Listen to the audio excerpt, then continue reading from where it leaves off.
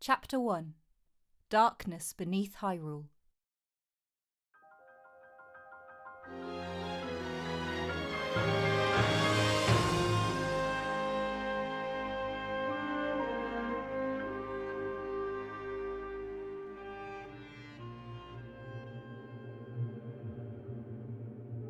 Zelda slept fitfully.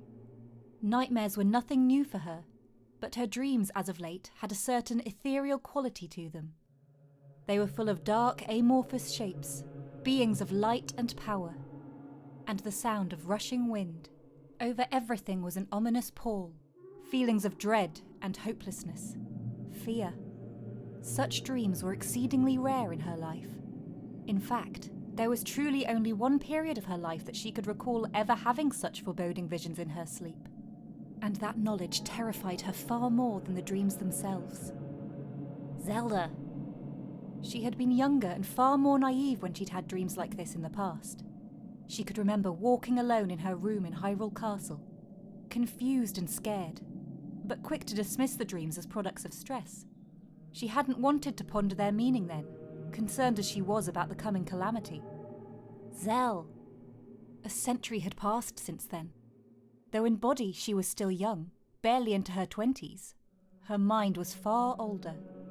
She'd feared her dreams then, but now they truly and deeply unsettled her to the core.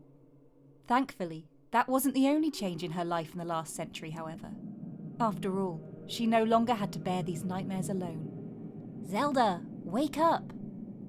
A hand grabbed her shoulder, giving her a gentle but firm shake to rouse her. Zelda woke with a gasp, eyes shooting open, fingers briefly grasping at her bedroll before calming.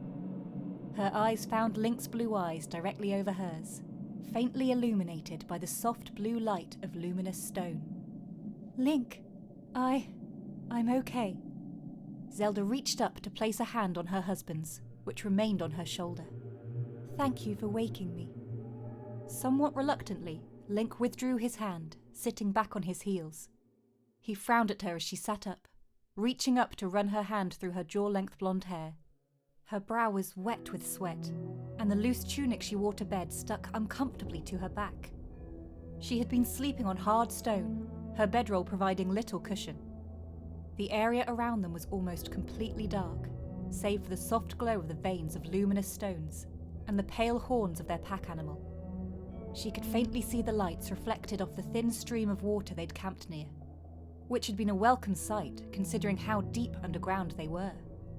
She looked up, eyes searching the darkness overhead. The previous day, they'd emerged into this massive underground cavern. She had no idea how large it was, or even where they were located, in terms of the land above. She couldn't even make out the ceiling, save for the occasional enormous low-hanging stalactite. She shivered. The thought of being so far beneath the surface was intimidating, to say the least. She desperately wished this foray into the depths of the land wasn't quite so necessary. Zelda finally turned to look at Link, who sat on his heels, waiting for her to tell him of her nightmares. The sight of his concerned expression, coupled with his patience to wait for her to gather her thoughts, warmed her heart. How had she ever found this man's quiet nature to be so infuriating? I had the dream again, she said, exhaling heavily. The same one? She nodded. The same, as far as I can remember. The dream was hazy in her mind, but she could recall watching from above as shadow covered the entire land like a thick cloud. There had been figures that moved within the shadow, but it had been far too dark to make out their details. Some had been smaller, while others had been hulking and serpent-like. In the center of the land, 6 beings of light stood, seemingly there to push back against the tide of darkness. They had seemed so very small in opposition to the shadow, and Zelda was not at all certain they could prevail. In fact, even as she'd watched, one of the figures seemed to be overcome by the shadow, their light all but snuffed out before she woke. All the while, Zelda had heard a sound like rushing wind in her ears, She thought that the sound originated from the shadow blanketing the land, but she couldn't be sure. It had seemed to come from all around her. There had been other elements to the dream as well, but these were less formed in her memory. Sounds of familiar laughter, deep and intimidating. Flashes of faces, some known and others unknown. And above all, that feeling of foreboding, the knowledge of something terrible approaching. Zelda prayed to the goddess that she was wrong.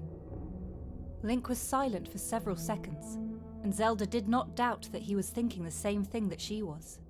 If Calamity Ganon were to return now, a mere 6 years after they had sealed it away, then Hyrule would be woefully unprepared. Finally, he spoke, his voice soft and calm. "We defeated the Calamity." He reached over, laying his hand on the beautiful sword lying on the ground beside him. It was a masterwork of a weapon, with a scabbard of deep violet and gold inlay, a long silver blade, and a purple winged crossguard. The sword that sealed the darkness, the sword of evil's bane, the Master Sword. If it has somehow returned, then we'll defeat it again. She suspected that his words were more for her benefit, rather than spoken with true conviction. Knowing Link for as long as she had, and being married to the man for 6 years, she could tell when he was putting on his confident hero mask. The fact that he had even retrieved the Master Sword from its resting place in the Lost Woods at all spoke volumes about his concerns. She chose not to challenge him, however, and before too long, Link rose and began to prepare their breakfast. As he stoked a small campfire into being, using wood they'd brought along for their journey, Zelda dressed and walked down to the small stream. Where their pack animal was lapping at the cool water, she reached out, placing a hand on the creature's armoured back, patting it appreciatively. The Dondon was a fascinating creature, one Zelda played a role in discovering, or rediscovering really. During an expedition to Faron, while investigating rumours of Yiga activity, she and Link stumbled upon a hidden cave system. Inside, they encountered this gentle beast for the first time. The Dondon was nearly as tall as a horse, but far bulkier, with thick, leathery skin and bony armour along its back. 2 massive horns, reminiscent of an ox, though far thicker, extended out from each side of its head, and its large mouth also sported a pair of wide-set, vertical tusks. She had never seen anything of its like. Link had initially prepared to defend her, but the creature seemed utterly disinterested in their presence. The beast had merely made a chuffing sort of sound before laboriously bending down to munch on a glowing luminous stone. Zelda had been smitten by the giant animal ever since. She still had no idea how Dondons could somehow metabolize luminous stone, which not even Gorons would eat, nor how they somehow produced various other kinds of gems from their bodies. Nor did Zelda know for sure how many Dondons even still existed. Thus far, she had only found 6, present company included. "Hey Zel, come here," Link said from behind her, and she turned around to face him. He was kneeling on the ground, holding something that she couldn't quite make out in the dark cavern. Frowning, she approached him.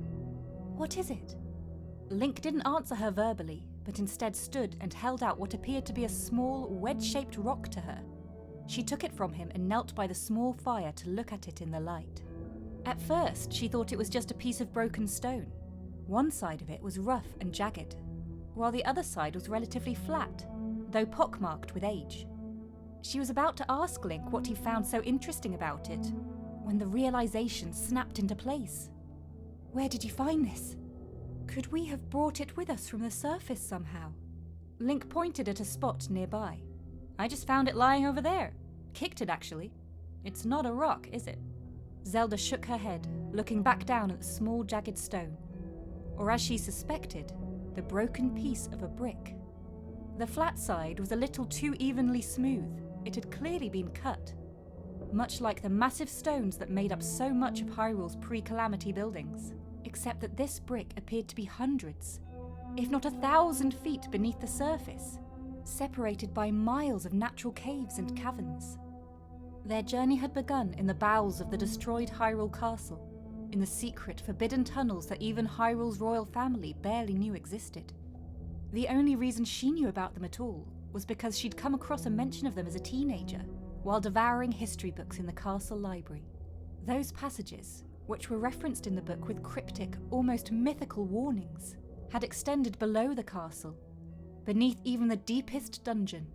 She'd half expected to find remnants of old Sheikah tech as they made their way down, but whether by design or accident, this hidden passage never intersected with old Sheikah facility under Hyrule Castle's sanctum.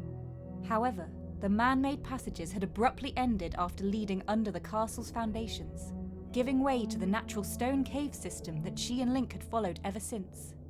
It had been days since they last saw anything crafted by Hylians or otherwise. Their travels had taken them far deeper than Zelda had expected.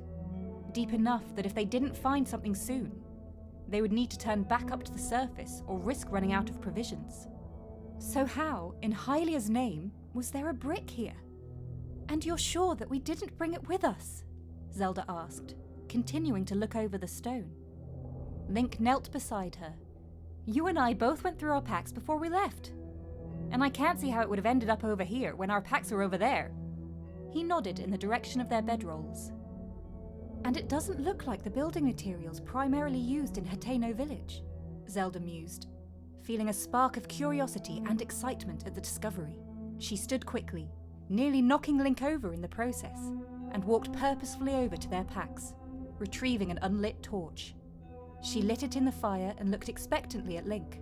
"Come on, let's see if we can find out where it came from." Link grinned up at her, still not standing.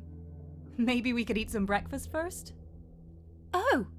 Zelda considered the lit torch in her hand, and then gave Link a sheepish smile.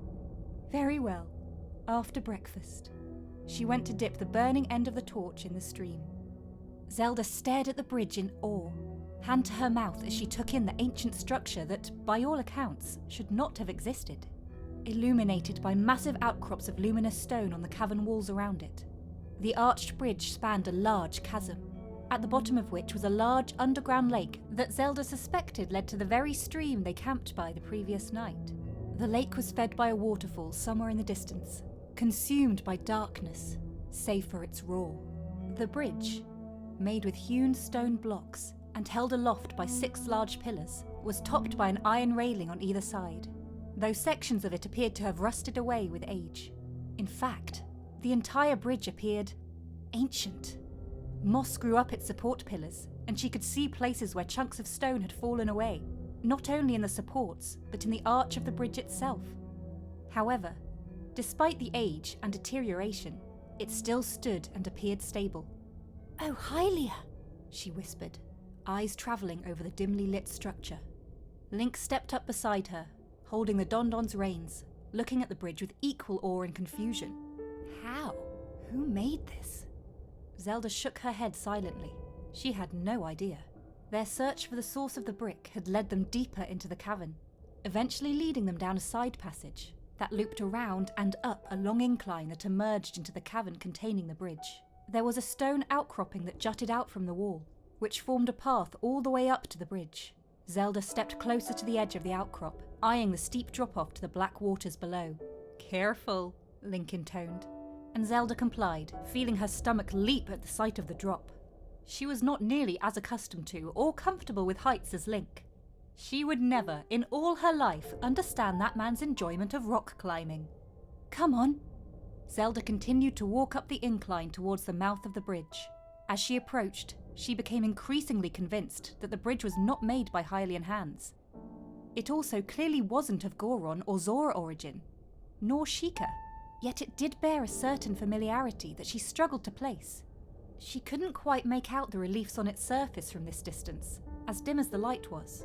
However, as they approached and the light of her torch cast shadows on the bridge, Zelda gasped, the torch nearly slipping from her fingers. "It's the Zonai!" Link stopped beside her, frowning as he looked at the bridge. "You think so?" Zelda stepped forwards, eyes on the bridge. She stepped up to the edge of the outcrop, now only a handful of steps from the bridge, and held out her torch to better illuminate it. Her eyes travelled over the stones that made up the pillars, studying them. "It must be! Look! Do these not look like the dragon statues in Faerun? They're not the same, but they bear many identical symbols. You see that rectangular spiral pattern there? Zelda's heart raced with an excitement that she hadn't felt in quite some time. The Zonai were an ancient race from antiquity, predating even the calamity from 10,000 years prior, said to have come from the sky with divine power. Almost all information and lore about them had been lost to time, save for a few paltry ruins still bearing their symbols, and carvings and plenty of conjecture by historians. Yet they had clearly once spread across the entirety of Hyrule, with their ruins being found in nearly every major region of Hyrule. Historians have long since contended that the Zonai were likely wiped out by some cataclysmic event before recorded history. But what if? She looked back at Link, eyes wide. What if they didn't die out, but merely ventured underground? Link, we very well may be on the verge of discovering the truth of what happened to them. The disappearance of the Zonai was one of the mysteries that had long vexed Zelda. When she was a child, much of her interest had been turned towards ancient Sheikah technology. But it always bothered her that there were not just one, but two ancient civilizations in Hyrule that had seemingly been eradicated, or irreparably changed with almost no facts about them preserved. The Sheikah were sparse enough, but the Zonai were a complete mystery. She had been so curious about them that after the calamity was defeated, Zelda had organised a team of researchers to begin studying Zonai structures to see what could be gleaned from them. She hoped that, if nothing else, these modern researchers, some of whom had never even read many of the great historians from the pre-calamity era, might bring fresh ideas and concepts that had been overlooked in the past. It was a small hope, yet the work had given Zelda a sense of purpose. And now here she stood, at the mouth of an ancient Zonai bridge, shielded from discovery for thousands of years. In that moment, the cold dread she had been feeling for weeks evaporated. Her dreams, her fears, her worries, all eclipsed by the joy of this singular discovery. She looked back at Link, lips forming a broad grin. I must begin documenting this. She held the torch out, and Link quickly took it without a word, allowing Zelda to pull the Pura pad from her waist. The device, though a redesigned version of her old Sheikah slate, did not have nearly all the same functions as the previous device. After the deactivation of all Sheikah technology 3 years prior, the Sheikah slate had likewise ceased functioning entirely. Pura had built this new device herself, incorporating technology derived from the ancient Sheikah, but new all the same. But while the Pura pad lacked many of the more mystical abilities of the Sheikah slate, like the ability to seemingly create matter from nothing, or to freeze objects in stasis fields, Pura had managed to recreate one of Zelda's most cherished features of her old device. She turned on the tablet's screen, navigating to the camera button. Once she pressed it, the screen briefly turned black before displaying, in perfect clarity, the bridge beyond it. The effect, though achieved through science and technology, still seemed magical to Zelda. Pura had once tried to explain it, but Zelda had not understood the science behind it at all. She began to take pictures of the bridge, getting as many angles as she could. She zoomed the image in, greatly enhancing the clarity of some of the reliefs carved into it, and muttered to herself as she snapped picture after picture. Oh, I wish Pura could have been here. She would have loved... Zelda! She felt Link's hand take her arm in a firm grip, and she looked up from her Pura pad to realise that she'd been stepping rather close to the edge of the outcrop. She felt that brief sensation of vertigo again as she looked down at the dark water below and immediately stepped back. You know, Link, one day I shall let you retire as my protector. She looked back at him and gave him a smile, and he responded in kind. She kissed his cheek and turned back to her investigation of the ancient bridge, though from a safer distance. Of all the things I might have expected to find here, an ancient Zonai structure was not one of them, she said, while kneeling on the bridge several minutes later. She held the chipped brick in her hand, examining it against the stone of the bridge. She wasn't certain that the brick came from this bridge, but it was certainly made from the same material. Incredible! But why would a race that supposedly came from the heavens make their home underground? Do you think there could still be Zonai alive down here? Link asked. He stood close by her, holding tightly to the Don-Don's reins with one hand and holding the torch aloft with the other. Alive! Zelda looked up at him and frowned. No, I can't imagine. Well, no. That would perhaps be too much to hope for. She stood, gazing out over the arched bridge. The construction used here was solid, which is likely why it had survived the millennia, but it had still clearly fallen into disrepair. So you don't think they're somehow responsible for the gloom? Zelda felt her heart sink at the word, gloom. It hadn't been long at all since the word would have meant little to her, but the last few months had changed that. Now the mere word sent a spear of fear through her heart. She supposed it had been about 6 months since she first heard rumours of the strange miasma that seeped up through the ground near Hyrule Castle. A reddish mist that rose up some nights at dusk, which sapped the energy from anyone who came in contact with it. Initially, she merely chalked it up to superstition. Since the battle with Calamity Ganon 6 years ago, there had always been odd stories from travellers that ventured close to the castle. Stories of strange whispers on the wind or screams in the night. Shapeless forms that moved through the shadows, or phantom lights in the castle windows. Ghost stories. But when the rumours became reports from her research teams, she began to worry. The descriptions she received from them were far too close to that of malice, the substance that had been born of Calamity Ganon's evil power. It too had occasionally appeared as a red mist, especially near the castle, where the beast's power had concentrated. However, despite the similarities, there were odd differences as well. She had never heard a story of malice in its gaseous form causing any actual harm. Whilst it could leave burns on any exposed flesh that touched its concentrated liquid form, she'd also never heard of it making people sick with a wasting illness that rendered them weak and, in the worst cases, bedridden and delirious. Then there was the matter of this new miasma disappearing in the sunlight. During evening hours, the red mist would rise, but it would fade again upon dawn's first light. Malice had never behaved in such a way. Zelda's researchers had taken to calling it Gloom, at least in part for the effect it had on those who inhaled it. She was grateful for the name, even as she thought it a very uninspired term. At least, it let her pretend that she wasn't terrified that this might be a sign of Calamity Ganon's imminent return.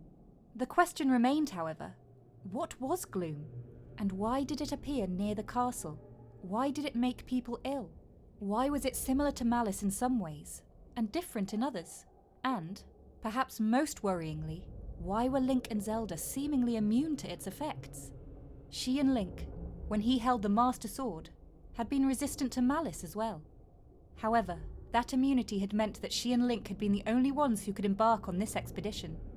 Even now, Zelda could see wisps of gloom that gathered near the ground or floated through the air. It was hard to make it out in the darkness, appearing more black than red, but it was still there, at the periphery of her vision. It never seemed to approach her, however, just as malice had pulled back from her presence when she first went to confront the calamity over a century ago. "I truly do not know," she said, meeting Link's eyes. "Even if there were living Zonai beneath Hyrule, I still do not see how that would explain the gloom. Could they be responsible for Calamity Ganon?" Zelda wasn't certain how to respond to that. It was a novel idea, one that she didn't think she had ever heard proposed before.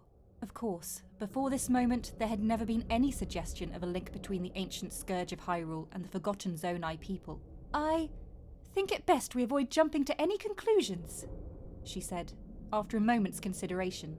"We do not even know for certain that the gloom is connected to Calamity Ganon in any way, nor why there is Zonai architecture here." Link grunted softly and nodded.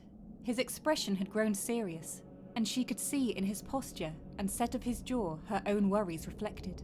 They both had sacrificed so much to overcome the calamity. The thought of facing that again was horrifying. "Come on," she said, reaching out to take the torch from his hand and beginning across the bridge. "Let's press on. Perhaps we will find more answers ahead."